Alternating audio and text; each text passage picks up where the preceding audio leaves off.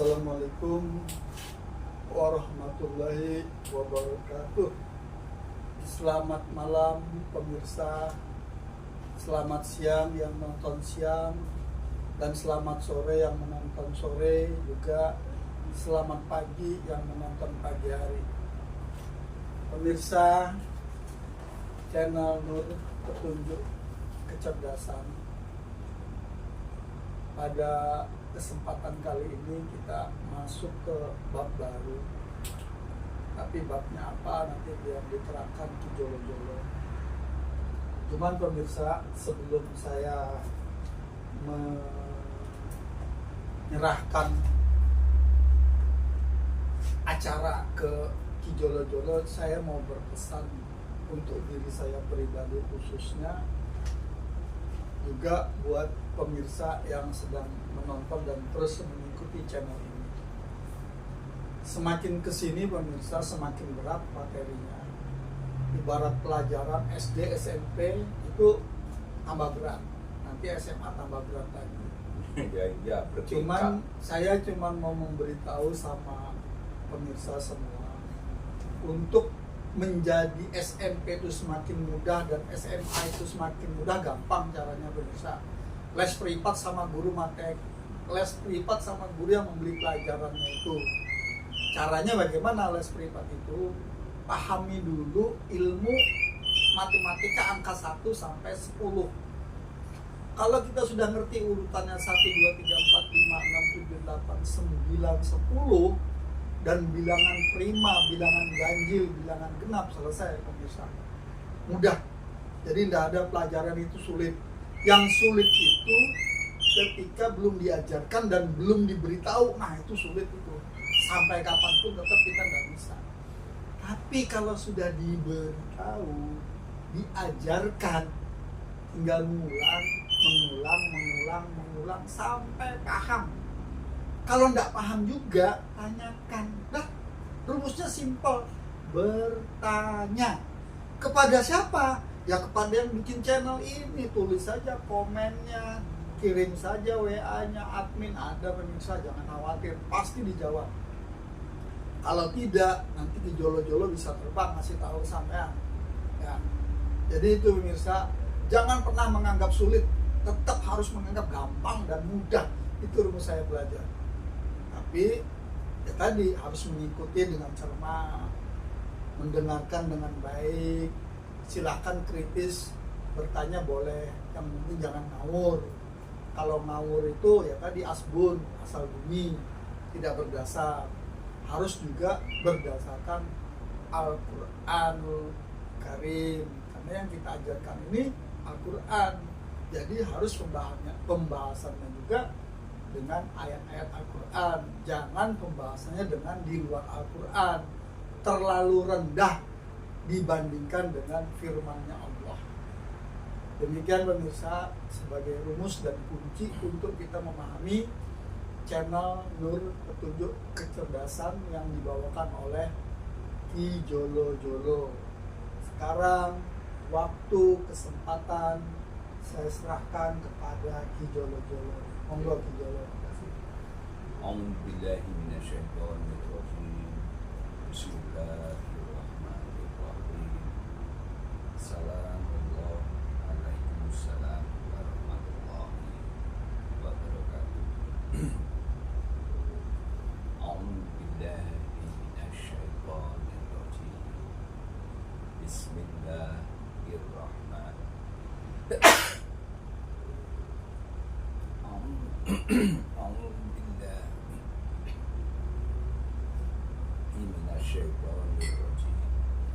Bismillahirrahmanirrahim. Asyhadu an la ilaha illallah wa asyhadu anna Muhammadar Rasulullah. La ilaha illallah. Allahumma sholli ala sayyidina Muhammad wa ala ali sayyidina Muhammad walhamdulillahi rabbil alamin. A'udzu billahi minasyaitonir rajim. Bismillah قال الله تعالى في القرآن العظيم بلقاء كتابه الكريم والحمد لله رب العالمين. أعوذ بالله من الشيطان الرجيم. بسم الله الرحمن الرحيم. لقد جاءكم رسول من أنفسكم عزيز عليه ما عنتم حريص عليكم بالمؤمنين رؤوف رحيم. فإن تولوا فقل حسبي الله لا إله إلا هو توكلت وهو رب العرش العظيم.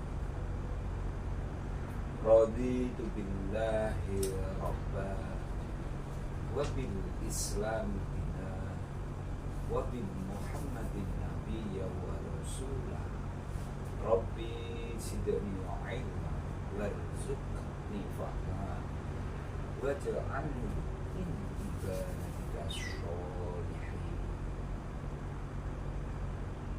Rabbi syrahli sadri wa yassirli amri wahlul 'uqdatam min lisani yafqahu qawli. Subhanaka la ilma lana illa ma 'allamtana innaka antal alimul hakim. Al-ayah. Terima kasih pemirsa, pada malam yang berbahagia ini alhamdulillah kita masih sama-sama diberi kesehatan, diberi waktu sampai saat ini masih membersamai kita, sehingga kita masih bisa sama-sama mengenalkan podcast ini, sehingga masih bisa saling belajar, karena begitu pentingnya ilmu itu sendiri untuk kehidupan kita. Karena mengapa?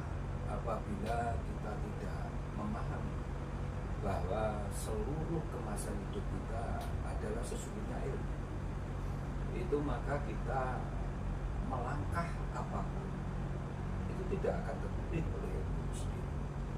Makanya kalau kita sudah menyadari bahwa sesungguhnya seluruh kemasan hidup untuk menunjukkan kehidupan itu sendiri, maka kita harus menguasai ilmu apa yang akan kamu pakai, ilmu apa yang akan kamu gunakan untuk menyelesaikan problem yang kamu hadapi dalam menghadapi hidup dan penghidupan itu.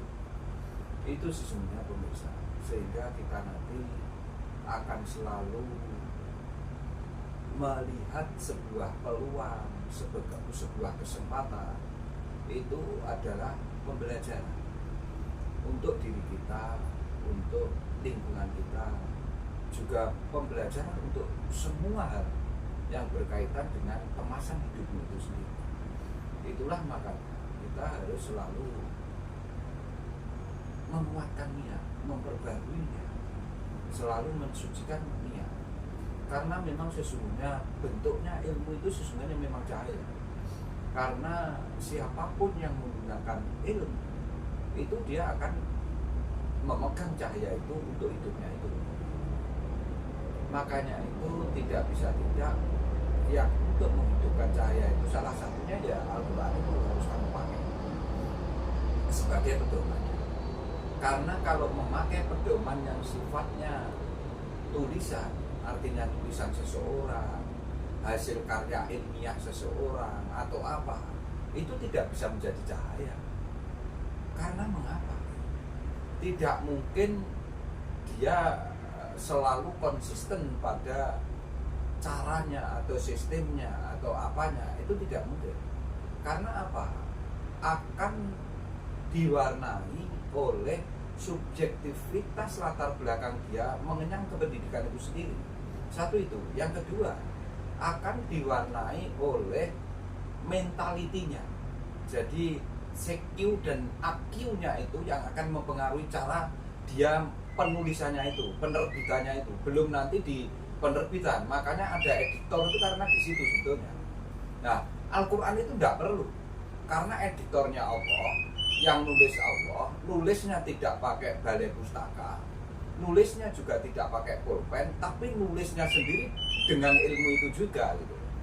Makanya di surat Al-Qalam, di surat Ar-Rahman itu betul-betul bahwa sesungguhnya Al-Quran itu memang ilmunya Allah gitu. Itu kalau kita sudah menyadari itu, maka nanti kita akan menjadi orang yang sangat hati-hati dalam melangkah, karena setiap langkahmu nanti mengambil konsekuensi logis dari apa sebab yang kamu lakukan itu.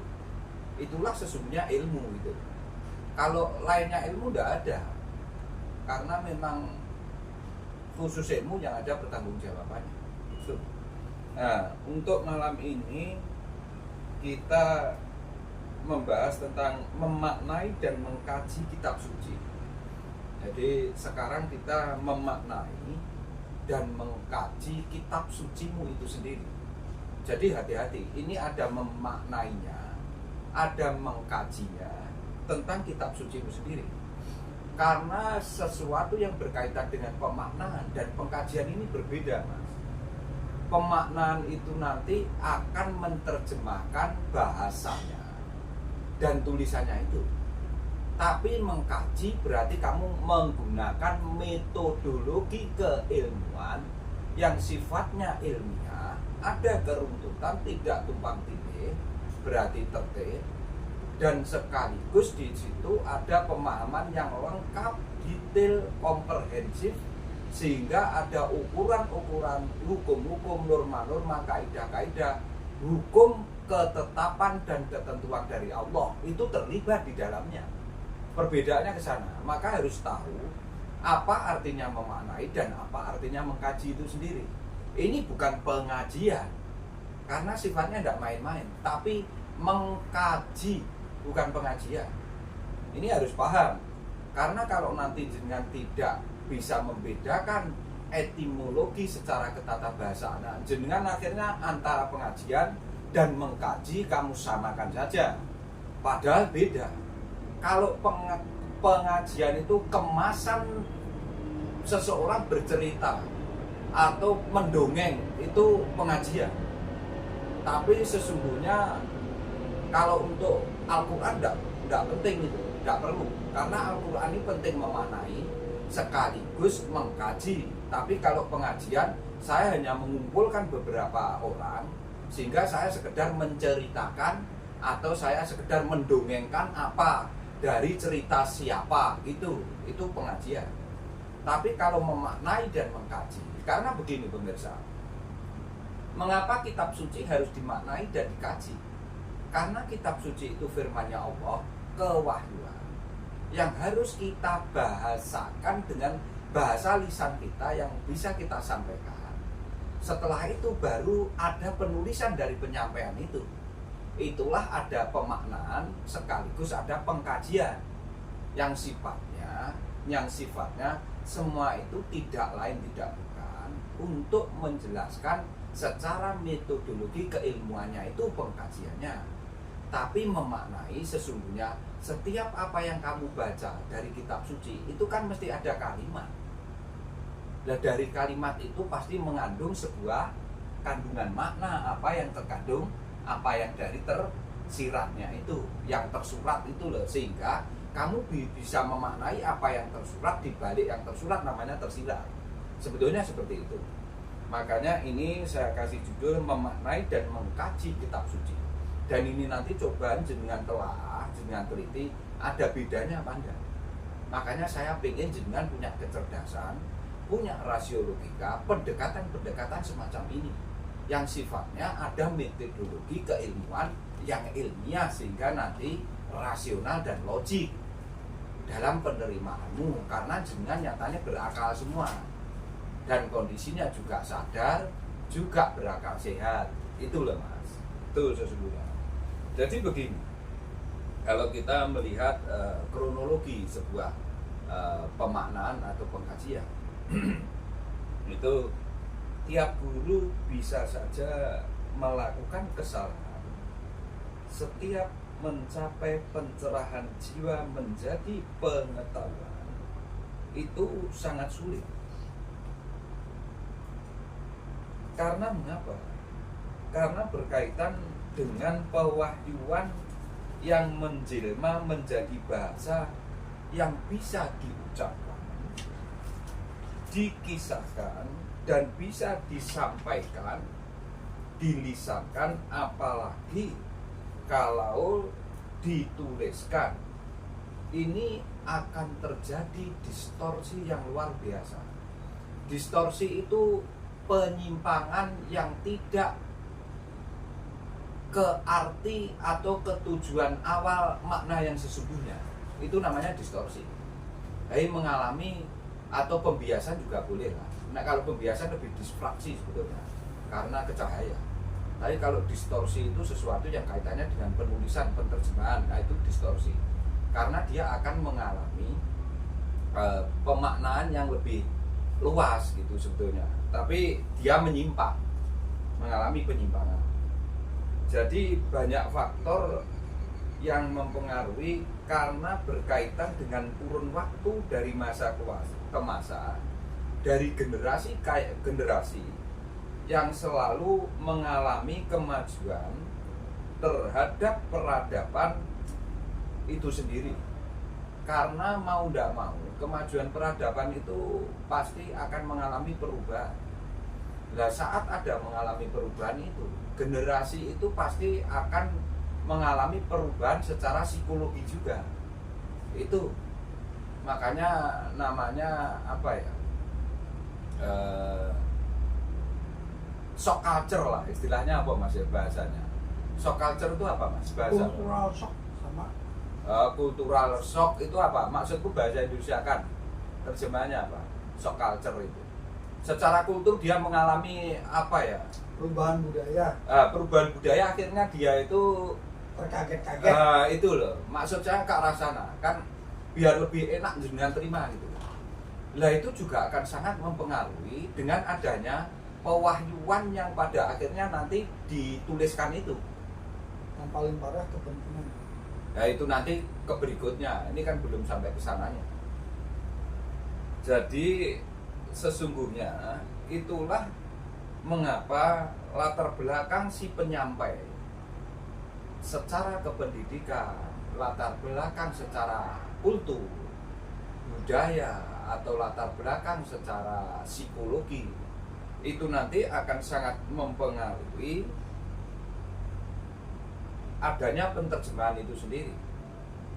Karena secara etnis, secara budaya, daya pikir apalagi, terutama daya pikir mas, daya pikir masing-masing yang menyampaikan itu tidak sama. Karena nanti akan mempengaruhi secara subjektif.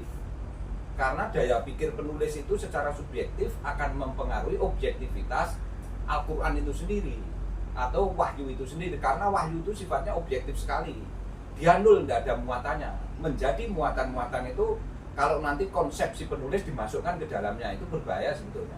Makanya saya mengungkap itu dulu, nanti baru masuk ke ayat gitu loh mas.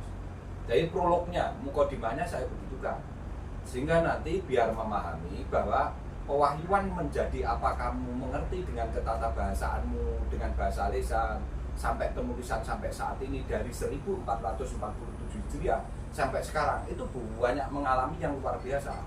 Tapi selalu ingat bahwa sesungguhnya wahyu itu sendiri ada yang menjaga. Ya Allah itu sendiri, kemurnian, kesuciannya, sehingga masih ada orang-orang yang bisa mengoreksi itu mas. Koreksi itu berkaitan dengan komparasi atau indikator, ya. Tapi kalau salah debat usir itu berkaitan dengan apa mas? Kalau debat usir atau karena saya pengen membedakan antara nanti dengan memahami tentang fungsinya mengkoreksi dengan indikator dan dengan integritas yang tinggi. Tapi kalau debat usir itu kan podo sesate, gak ngerti kebenaran tapi koyo-koyo gitu loh. Maksud saya siapa yang membedakan ke arah sana? Karena kalau jenengan sudah ngomong tentang pewahyuan, kadangkala banyak sekali kemarin ayat-ayat yang sudah kita bahas, iya enggak? Ya. Menunjukkan bahwa kalau kamu mengikuti kebanyakan orang yang pada umumnya di sini, maka sangat menyesatkan kamu sesungguhnya. Itu loh. Karena mengapa? Dia hanya sekedar membohongimu dan angan-angan dia saja. Nah itu kan berarti dari pembenaran, bukan lagi kebenaran. Namanya angan-angan kan berarti dia melibatkan konsep dia sendiri, ilusi. Itulah yang dilibatkan, sekalipun dia itu ngerti 1 ayat 2 ayat gitu loh. Nah kadangkala itu diaku bahwa sesungguhnya yaitu ayatnya Allah yang saya ketengahkan gitu loh. Maksud saya ingin membedakan sampai ke situ. Karena pencapaian pencerahan jiwa itu sulit untuk diceritakan gitu loh. Karena namanya kamu makan soto dengan saya, dengan Mas Kaji, itu nanti akan beda. Makanya sulit diterjemahkan. Tapi yang penting kamu sudah makan soto, wis makan soto iya. Mas Kaji wis makan soto. Iya, ya sudah itu, enggak usah diceritakan. Nanti akan menjadi perdebatan yang luar biasa. Karena sing siji sing dimaem soto berkuah gelap, yang satu yang dimaem soto berkuah bening. Loh ini artinya saya kan harus membuka seluas-luasnya, Mas. Biar pemaknaannya sangat luar biasa gitu loh. Kalau enggak saya ungkap begitu dulu, jenenganku salah tangkap terus wis. Aku karena menvibrasi semua ternyata salah tangkap semua sudah. Karena apa? Terbukti jenengan mensikapi, jenengan mengkomen apa yang ada di podcast. Itu komenmu nek aku tak delok, Masya Allah, sampai seperti itu. Itulah jenengan jelas tidak paham tentang apa yang disampaikan itu tadi gitu loh. Tidak memahami. Akhirnya saya ngomong gimana ya? Jenengan itu cerdas, pinter. Tapi arahkan fokus terhadap pewahyuannya itu. Sehingga jenengan momennya nanti itu integritasnya tinggi terhadap pewahyuan. Bukan sekedar pemahaman yang selama ini kamu pahami secara pembenaran, bukan kebenaran. Itu tidak boleh. Itu sebetulnya. Makanya saya orang sama-sama makan soto, yang satu soto konro yang dari Sulawesi atau Makassar, yang satu makan soto bening yang dari Ngawi, yang satunya makan soto gudeg Madura yang dikasih banyak apa itu, bukan kunir Mas, yang biasanya kerupuk udang dilembutkan itu namanya apa itu? Koya. Ya mesti kingko nek dibuka bareng-bareng geger. Itu loh. Lagi soto Betawi putih. Lah soto Ngawi ya bening putih. Betawi ada, makanya sampai ngomong bening aku mau nyaut Ngawi ya bening. Saat tadi kan udah nyebutkan. Tapi akan beda nanti rasanya kalau diceritakan. Itulah sesungguhnya bentuk pencerahan nanti seperti itu. Karena itu masuk ke dalam batiniamu. Itu loh. Jangan dibahas itunya, tapi bahasin bagaimana kamu menuju ke pencerahan itu sehingga kamu sampai bisa memegang cahaya itu. Sesungguhnya itunya. Jangan prosesnya yang kamu gedar-gedorkan, kamu persoalkan, kan lucu itu loh. Artinya gini loh, Bensa. Orang itu kalau sudah sampai puncak menemukan pencerahan masing-masing, damai-damai aja.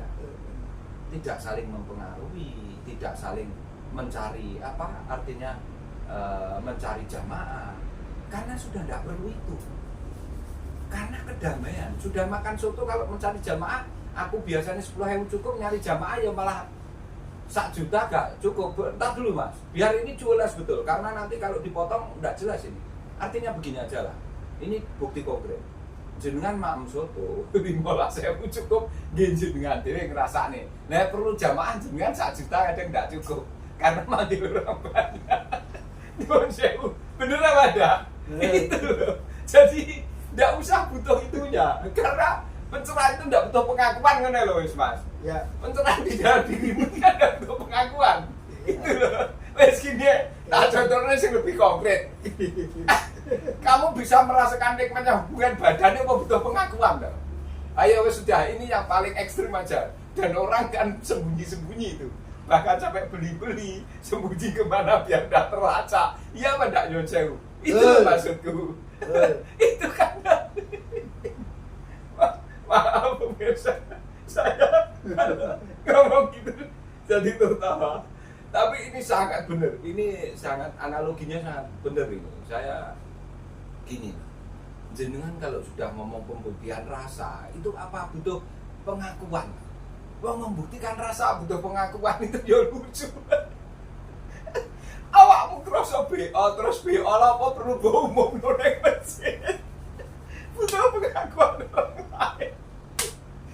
bendara itu seperti itu, bos. Ya, Aduh, saya sampai 100 ini udah 100. contohkan lebih banyak.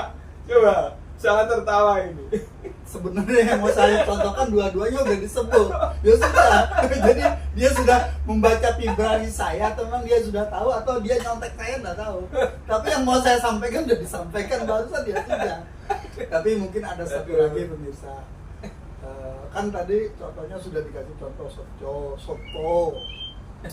Mau soto Makassar, mau soto Betawi, mau soto Klaten, mau soto Pakmin, soto Lamongan, soto Madura, itu kan tambahannya belakang keterangan bahwa itu dibikin di Betawi atau dibuat di Makassar. Cuman SOTO-nya, tulisan SOTO kan sama. Nah, tinggal nanti ada yang pakai daging kalau konjo, atau Betawi juga daging, tapi soto Lamongan ayam. Tinggal bahannya aja, ya tergantung keadaan tempat di situ. Nah, kalau yang kedua tadi kata Kijolo, nikmat rasa tadi, kamarnya mau yang begini, kamarnya yang begitu, kasurnya yang mau begini, ada kolong nggak ada kolong kan sama aja.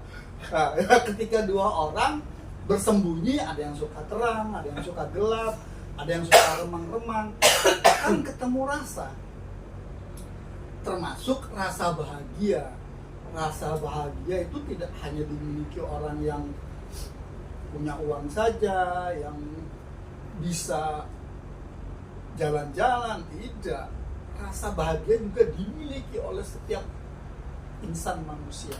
Iya. Nah, itu rasa manusia. Termasuk tadi yang paling ekstrim, ketika nongkrong di gini, di jamban, itu juga dimiliki setiap manusia. Ada yang makan nggak beol, kan Ya. nggak ada. Ya. Nah, rasanya masing-masing, tentu saja nggak sama yang lagi mules, yang lagi sakit, sama yang lagi kebelet, sama yang lagi rileks, kan nggak sama. Kalau yang kebelet, didok orang, ayo dang katanya, bisa perang dunia itu, terlambat sedikit saja, nah dia udah kebelet. Tapi kalau yang rileks, oh silahkan, saya masih kuat lagi, cuman ini rasanya udah ini, karena apa, butuh santai ngerokok di dalam kan kadang-kadang tuh buat menyembunyikan. Nah, itulah makanya ada ruang kosong untuk kebebasanmu, entah itu di kamar mandi, entah itu di kamar dalam sebuah rumah, ada ruang kosong untuk privasi. Nah, disitulah kita menemukan rasa tadi. Kira-kira begitu saja pemirsa, karena nanti nggak boleh kernet nyupir lama-lama. Dipersilakan pada video. Iya, terima kasih. Enggak. Artinya memang begini pemirsa. Kunci yang perlu jenengan sadari bahwa sebetulnya pengalamanmu sampai mencapai tingkat rasa itu sesungguhnya tidak butuh pengakuan. Itu yang saya tekankan. Yang paling ditekankan itu. Karena mengapa? Karena sebuah rasa dan pengalaman itu yang penting kamu puncaknya merasakan dengan kesadaran itu loh mas. Kan tidak butuh pengakuan. Jadi saat kamu bisa dengan istrimu puncak rasa, kan tidak butuh pengakuan, harus kamu ceritakan ke orang. Sedemikian juga itu tadi, saat jenengan mau hajat besar hajat kecil, itu kalau sudah kamu lakukan ya sudah, tidak butuh pengakuan yang harus diumumkan ke khalayak. Itulah sebuah kebenaran. Tapi kalau pembenaran tidak, karena dia tidak kepedean dengan rasanya itu, yang dia rasakan itu macam-macam, dia kan bingung. Akhirnya butuh pengakuan rasanya dia itu, dan itu pun kadang nanti tukaran pisang gitu loh. Apa saya contohkan nanti, kalau saya contohkan juga tidak enak mas, karena saya bisa mencontohkan di kehidupan. Contohkan saja. Contohkan ya. Nah, sekarang begini aja Kan bukti. buat pelajaran. Iya buktinya. Podo-podo Islami, podo-podo wong NU nih. Tapi nggak usah pengen mengetengahkan partai politik yang diikuti apa, dia tukaran kok. Itu bukti bahwa itu sebetulnya pembenaran, bukan kebenaran lagi. Yang membedakan, yang menjadikan tukaran apa? Ya karena berbeda, toh. Namanya kan perbedaan itu. Perbedaan tapi bukan sebuah kebenaran. Tapi kalau perbedaan sebuah kebenaran, tidak akan dia tukaran mas. Yang mengakibatkan tukaran ini perbedaan partai politik ternyata punya kemasan dan keinginan masing-masing, punya muatan masing-masing partai politiknya. Itulah yang mengakibatkan aku mbak jenengan kok tukaran pecah. Tapi nek wis ngomong Quran kayak soto mau mbok rasakne Pak sampai pucak rasa ya ndak perlu mbok critane, aku nggak butuh pengakuan itu kok. Yang penting aku wis ngerasakne soto. Bisa membedakan ini apa enggak? Ya. Analoginya cocok apa enggak ini? Tahu. Sebetulnya ke sana arahnya. Itu loh. Kalau cerdas bisa mengaitkan mengapa Teddy menganalogikan semacam itu. Coba analogi yang lebih tepat apa? Saya pengen ngerti coba. Ini tadi. Kaitannya berkaitan dengan bagaimana sebuah rasa itu tidak butuh pengakuan. Terus saya kaitkan kalau rasa butuh pengakuan itu rasa pembenaran. Sama-sama Islamnya, sama-sama sholatnya satu masjid, ternyata bisa dipecah belah. Kalau sudah dengan perbedaan kaitannya perpolitikan itu tadi, berarti kan ini dia mengetengahkan sesuatu yang tidak benar, karena ada muatan masing-masing gitu loh Mas. Tapi kalau Al-Quran tidak perlu. Kayak kebenaran soto sesungguhnya itu kalau sudah saling makan ya sudah diem dia, karena sudah waret, tenang, apalagi sotonya enak, nggak rame itu loh. Ya. Jadi analoginya kan sangat benar saya menganalogikan itu. Coba analogikan dengan yang lain coba, yang jenengan betul-betul bisa membedakan antara penganalogian berkaitan rasa itu tidak butuh untuk kamu apa pengakuan gitu loh maksud saya. Rasa ini nggak butuh pengakuan publik loh Mas. Jadi jenengan kudu pipis mbok pipis nih nggak perlu mbok umumnya apa pengen diakui pipisku mau ben diakui Teddy apa ngono tuh selama ini jenengan. Apa senengin jenengan mbek nyonya terus pengen tak akuin kan nggak perlu tuh itu. Itulah kebenaran sejujurnya cahaya. Bahkan disembunyikan. Bahkan disembunyikan, ya bener itu. Kalau kebenaran memang sifatnya seperti itu. Tapi nyuwun sewu, kalau nanti sifatnya pembenaran, itulah yang dia cuap-cuap pengen dukungan dari sekelilingnya. Sehingga koyok-koyok sebuah padahal itu pembenaran. Maksudku ngono lho Mas, penganalogiannya kan seperti contoh saya tadi. Podo-podo sholat sak jamaah, masjid podo iso tukaran Mas. Karena pengen jadi imam semua. Bukan atau makmum aja. Bukan karena jadi imam semua Mas. Kaitannya ini tadi kalau dengan pembahasan bukan imam. Iya, artinya Itu kalau loh. orang yang rebutan kan ke situ arahnya. Kalau sudah pembenaran, sebuah kebenaran kan tidak butuh legacy, tidak butuh apa-apa. Iya. Menang wis. Iya, makanya itu tadi saya contohkan penganalogiannya sampai seperti itu. Karena harus lembut sekali menarik benang merahnya itu. Karena orang kadang analogikan juga kesulitan gitu loh. Penganalogian aja kalau jenengan tidak punya metodologi keilmuan itu sulit kok, tidak mudah kok gitu loh maksud saya. Harus ke arah sana, harus sering lah, sering latihan itu loh. Jadi kalau ilmunya baru halaman 2, jangan membahas halaman 8. Udah gitu aja pemirsa. Oh, ilmunya baru halaman 2 udah membantah. Kalau orang ini udah khatam 30 juz tamat bahkan. Percuma, kasihan nanti. Jadi sebaiknya kita dengerin dulu sampai nanti Hijolo mengatakan ini sudah tamat loh ya 30 juz. Nah silahkan. Kalau masih belum 30 juz sudah di ABCD ya gimana, orang tumbuh baru mau tumbuh udah dipotong ya nggak akan pernah makan buahnya nanti. Tuh. Gitu pemirsa. Benar kalau ini benar. Jadi pencapaian pencerahan jiwa itu sesungguhnya sangat sulit untuk diceritakan. Apalagi kalau tidak dengan metodologi keilmian yang ilmiah, sistematis, runtut, teliti, detail, serta harus selalu menginduk pada satu kewahyuan. Sangat sulit sekali, apalagi cara penyampaiannya itu tidak dengan metodologi keilmuan itu sendiri. Yang di situ ada sistematisnya, ada keruntutannya tidak tumpang tindih, ada ketelitiannya, ada kedetailannya. Itu menggunakan tolok ukur integritas yang sangat tinggi, sehingga nanti betul-betul bisa membedakan itu. Itu sesungguhnya. Sehingga nanti pemahaman itu tidak setiap orang menguasai ke sana Mas. Karena orang itu nanti akan punya punya kejernihan untuk itu masing-masing gitu loh. Makanya tidak setiap orang memang punya jiwa guru, itu belum tentu gitu loh. sekalipun seluruh mahasiswa setiap tahun berapa yang wisuda, tapi belum tentu semua menjadi dosen. Maksud saya ke sana arahnya. Juga banyak sekali berapa orang setiap tahun itu keluar dari AMN atau keluar dari pondok pesantren, tidak semuanya akan bisa menjadi guru.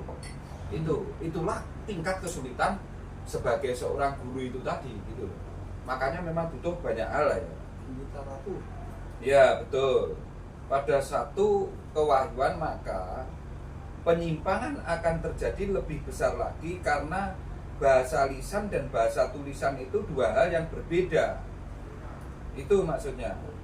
Termasuk penerjemahan ke bahasa lain, belum nanti penerjemahan ke bahasa lain, Mas. Karena antara bahasa penyampaian, bahasa lisannya itu dengan bahasa tulisan itu dua hal yang sangat berbeda. Itu loh. Ini nanti akan dipengaruhi oleh dialektikal terutama. Itu yang sangat mempengaruhi. Rumit lagi karena bahasa banyak kekhasan masing-masing dari setiap setiap suku lah atau setiap pulau lah. Saya sudah bisa membayangkan pemirsa. Monggo dilanjut. Oke. Jadi dialektikal karena pemikiran penerjemah juga ikut mempengaruhi juga, termasuk kitab-kitab yang sebelum dia ketemu Al-Quran yang terakhir. Karena kenyataannya sebelum ada Al-Quran ada saat agama Samawi ada Sukuf. Setelah ada Sukuf baru ada Zabur. Setelah ada Zabur baru ada Taurat. Setelah ada Taurat baru ada Injil. Setelah ada Injil baru ada Al-Quran sebagai pemutakhirnya. Ini juga akan mempengaruhi penerjemahan si Al-Quran itu sendiri, pemaknaannya. Karena pewahyuan mengalami proses itu. Itu loh. Lah ini kan harus dikupas dulu ini. Itu loh Mas. Kalau tidak dikupas tidak bisa pemirsa. Lan jenengan ngertine maksudnya kon karo Quran letterlek murni, tapi ngartekne Quran mbek hadis gak ngerti. Bahkan sekarang banyak ditunggangi qauluhunya itu yang lebih membuat distorsi ngeri. Karena nanti banyak dipengaruhi hal ya. Termasuk kitab-kitab suci yang sebelum Al-Quran itu ternyata sangat mempengaruhi pencetakan, penulisan, diketengahkan dalam terjemahan itu. Sehingga itulah karena mengapa kitab-kitab yang lain itu juga melalui proses tahapan, melalui perubahan generasi ke generasi berikutnya. Itu yang lebih nanti mempersulit kita penelaah itu. Kalau jenengan tidak kembali pada pewahyuannya itu sendiri, secara gramatikal pun akan sangat berbeda karena berkaitan dengan bahasa loh Mas ya, penyebutan, sehingga kadang pengucapan saya dengan Mas Kaji aja sudah beda kok, terbukti kan. Nah itu maksud saya ke arah sana ya. Karena berkaitan dari zaman ke zaman. Apalagi di saat itu hukum belum kuat, kitab suci pun ikut dimanfaatkan orang-orang tertentu untuk kepentingan bernegara. Satu itu. Ini ingat ini rumus. Terus untuk kepentingan perpolitikan. Terus untuk kepentingan berorganisasi. Kenyataannya seperti ini apa enggak? Jadi bernegara, perpolitikan, berorganisasi, nanti yang berkaitan dengan kekuasaan. Nah ini yang rusak lagi. Karena hal itu tadi mesti kaitannya dengan kekuasaan, sehingga kadangkala apa yang berkaitan dengan pewahyuan ini diwarnai kekerasan. Karena untuk saling mempertahankan apa yang ada pemaknaan dari konsep yang telah melekat turun-temurun sudah sangat lama, dia pengen mempertahankan legasinya itu. Itulah nanti berkaitan kekuasaan dan akan berkaitan dengan kekerasan. Sehingga adanya perperangan itu dimulai dengan perang salib, dimulai lagi dengan revolusi industri. Terbukti apa enggak dalam sejarah? Nah, kalau ngaji Quran ini terus gimana? Kamu pengen mengungkap itu? Itulah akhirnya kadangkala pemaknaan yang berkaitan dengan kandungan makna apa aslinya yang terkandung, itu mengalami penyimpangan banyak hal. Lah jenengan nek pengen ngoreksi penyimpangannya itu gimana? Apa sing selama itu wis mbok rungokne mbok anggap sebuah kebenaran betul? Ya harus kamu koreksi dulu. Selama ini pemaknaan yang telah ditulis itu apakah pembenaran, apa kebenaran? Kalau jenengan bahasnya tidak dengan 30 juz, tidak dengan 114 surat, tidak dengan 6.666 ayat, nonsen kamu menemukan itu. Maksud saya itu loh, sudah clear ini. Jadi saya ungkap dari sini dulu Mas, sehingga nanti bisa masuk ke ayat biar lebih enak. Itu loh maksud saya. Makanya harus hati-hati, karena banyak sekali hal-hal itu mengakibatkan sebagaimana yang selama ini udah kita rasakan dalam hidup beragama sekarang. Kekerasan juga ikut mewarnai kitab suci, sudah mulai pelan-pelan bergeser dari wajah aslinya. Kitab suci itu pelan-pelan sudah bergeser dari wajah aslinya karena terpengaruh oleh semua yang saya ketengahkan di depan tadi. Karena faktor kekuasaan juga ikut di dalamnya untuk penerjemahannya itu. Akhirnya sesungguhnya energi vibrasi kitab suci itu tinggal 55% saja sampai saat ini. Karena tidak murni dari aslinya, wajahnya sudah berubah. Sehingga yang 45% itu kamu dituntut untuk memecahkan vibrasinya itu sendiri. Itu sesungguhnya. Sisanya harus dicari sendiri oleh generasi yang akan datang atau generasi berikutnya. Itu mau tidak mau, karena kalau tidak kamu cari kekurangannya itu tadi, nggak akan bisa menjadi kafah, atau nggak akan bisa 100% kamu terjemahkan kebenarannya itu sendiri, karena vibrasi kaitannya nanti dengan kebenaran cahayanya itu yang harus dengan ingat-ingat. Nah, yang akan datang atau berikutnya bagi yang beruntung secara spiritual, ini bagi yang beruntung ya. Bagi orang-orang yang sangat beruntung secara spiritual bisa melihat mana guru hidup yang sebaiknya kamu jadikan guru untuk mempelajari atau mengembalikan kitab suci itu 100% murni kebenarannya itu harus benar-benar panjenengan teliti. Jangan melihat gelarnya, jangan melihat pakaiannya, tapi lihatlah dia menyampaikannya punya muatan dah, originalitas dah penyampaiannya objektif apa dah. Kamu harus bisa meneliti sampai ke arah sana. Jangan tergiur dengan titelnya karena sudah kesana kemari, titelnya banyak, pinter, naikannya mobil Alfa, lah sing ngomong tukang ngarit kadang gak dikatekne, sekalipun beliau bisa mengetengahkan Al-Quran secara real, atau dia bisa mengetengahkan Al-Quran secara apa adanya karena realistis. Kadang seperti itu. Lah itulah jenengan kok ngerti apa kemarin yang saya sebutkan itu Mas, Mangkola, Brahma, apa? Ya udah itulah kemarin saya sudah nyebutkan itu di podcast sebelumnya. Kalau itu makanya jenengan harus hati-hati, karena bagi yang beruntung bisa melihat mana guru hidup yang sebaiknya diikuti untuk mengetengahkan atau membimbing dengan wahyu sehingga tumbuh di dalam dirinya. Orang tua zaman dulu biasanya itu masih banyak. Orang tua zaman dulu itu bahasanya lebih tersembunyi dengan dikemas yang disembunyikan kemasannya. Sering orang tua dahulu itu selalu nasihatnya dengan kemasan metafora. Dia tidak vulgar menyampaikan kepada anak-anak cucunya itu. Pasti hati-hati sekali, karena biar tidak diketahui atau mudah diterjemahkan oleh penjajah. Yang dulu saat kita dijajah itu sebetulnya arahnya ke sana. Makanya disampaikan melalui coding atau disampaikan melalui simbol-simbol atau bahasa metafora, Mas. Sesungguhnya ke sana. Oleh nenek moyang kita atau orang terdahulu Itu pentingnya kita harus mengungkap rahasia apa makna yang terkandung dalam penyebutan atau penyembunyian dengan peradaban yang lebih tinggi. Karena secara implisit simbol-simbol disalah artikan secara pemaknaannya. Karena banyak sekali apa yang disimbol-simbolkan dengan ketatabahasaan disembunyikan dengan ketatabahasaan yang sifatnya metafora.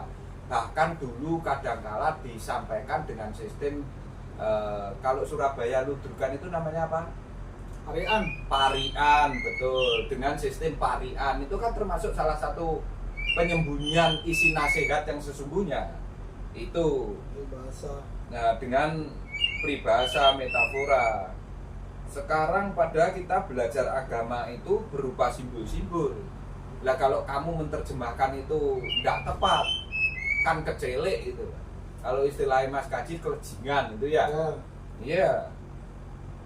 Sebagian anak-anak muda sudah mulai tidak respect lagi dengan agama karena tidak bisa memberi jawaban atas apa pertanyaan yang berkaitan dengan agamanya, bahkan tidak rasional lagi dengan cara berpikirnya anak-anak zaman sekarang, anak-anak milenial, anak-anak generasi Gen Z itu wis menganggap nggak respect dengan agama.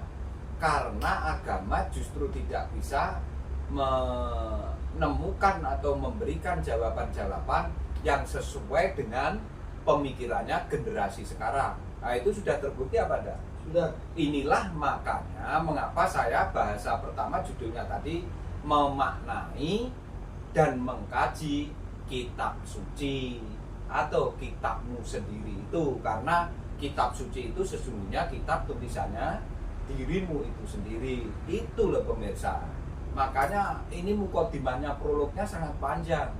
Karena kalau tidak saya ungkap seperti ini, jenenganku mesti terus nyalahke terus. Nganggep apa yang saya sampaikan tuh tadi nyampe opo, Quran disampaikan dengan cara seperti itu. Makanya tak kasih mukadimah yang panjang seperti ini, sehingga jenengan nanti bisa mencari ilmu tasasulnya itu, gitu loh. Nyun sewu, aku nyapa kok ini sampai tak tulis. Ya kok Wikipedia wis, aku boleh bahasa-bahasa ini. Aja kok kira ki mencotot ke aku. Sebagian saya juga menyadur dari Wikipedia, dari Google Chrome. Yang mana yang bisa memberikan, maksudku aku pengen menggambarkan, mengetengahkan begitu sudah terjadi distorsi yang luar biasa terhadap kitab suci ini jenengan dewe. Terhadap kitab suci saya, terhadap kitab suci ini jenengan. Selama ini pencarian jenengan sing gelem nerangnya sampai ngene iki sapa wis ngene Mas. Selama mencari apakah pernah diungkap dengan prolog seperti ini? Kan tidak. Karena pentingnya prolog itu, istilahnya iftitahnya ini. Belum masuk ke Al-Fatihahnya kalau sholat. Karena menerangkan apapun kalau jenengan pengen mengerti ilmu taksasul, ilmu asal usulnya itu, jenengan harus betul-betul ngerti iftitah dan ngerti Al-Fatihah.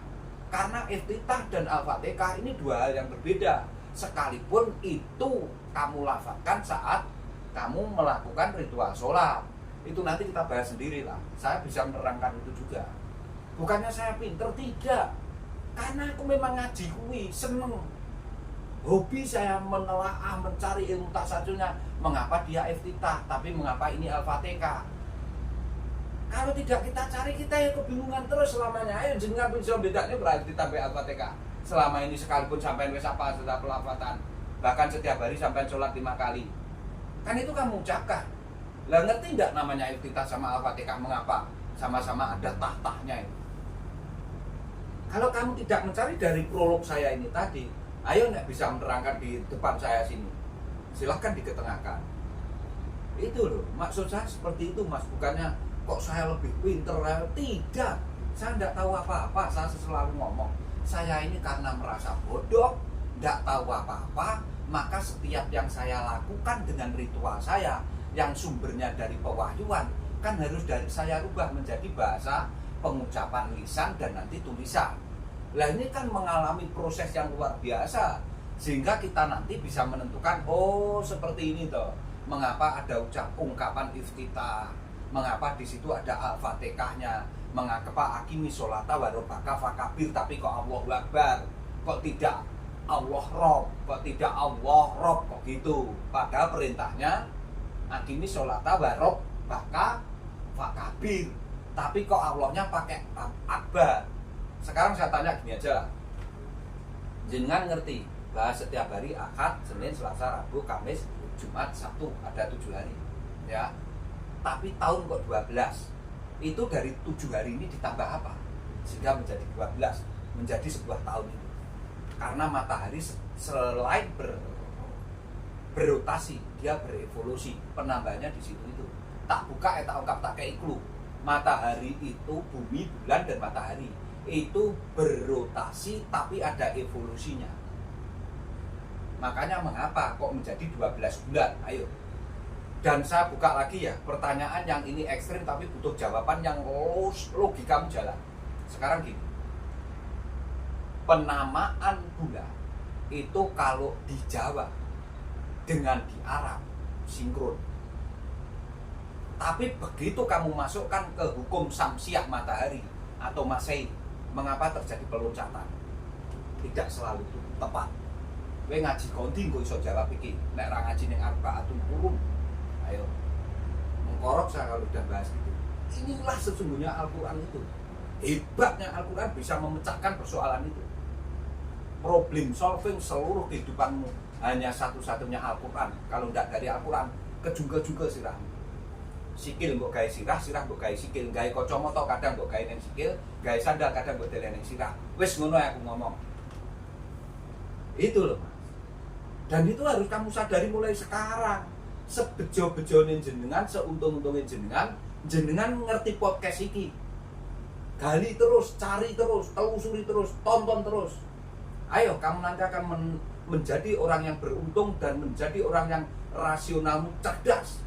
Karena kamu menggunakan akal pikiran, ngerti ilmu taksasul satu-satu, semua sampai kamu nanti akhir hayat. Tapi kalau tidak gitu, ibadahmu menjadi ibadah apa? Ikut-ikutan, pembenaran, keturunan wis ngono. Nek asli menemukan ilmu tasasulnya, ayo taruhan sama saya. Aku kok yo mati, jenengan mati, dia juga mati. Diwafatkan. Sama-sama matinya. Tapi selama jenengan gak ngerti ilmu tasasul, maka ibadahmu zong sudah. Fawaidul lil musholin. Ketok ngelakoni jendak-jendit, tapi kamu termasuk orang-orang yang merugi dengan apa yang telah kamu lakukan itu. Karena kamu melakukan karena sekedar turunan, jaree, karena ya kebiasaan seperti itu, tapi tidak kamu cari dengan ilmu tasasulnya itu. Ini benar-benar saya sudah mulai masuk ke sini masalahnya, ranahnya. Ini nanti akan saya terangkan satu persatu, tapi prolognya panjang. Karena prolog itu penting sekali, tidak main-main. Selama prolognya ini kamu kesampingkan, maka iftitahmu hilang. Apalagi mau masuk ke Fatihah, tidak bisa. Karena ini untuk mengetengahkan bagaimana isi yang sesungguhnya nanti dari prolog ini. Itulah ilmu tasasul. Sesungguhnya ke sana, Mas. Itu Mas, untuk sementara akhiri dulu Mas. Ngapunten pemirsa. Ini masih prolog aja sudah seperti ini, belum masuk ke ayat yang sesungguhnya. Karena begitu pentingnya prolog, iftitahnya ini.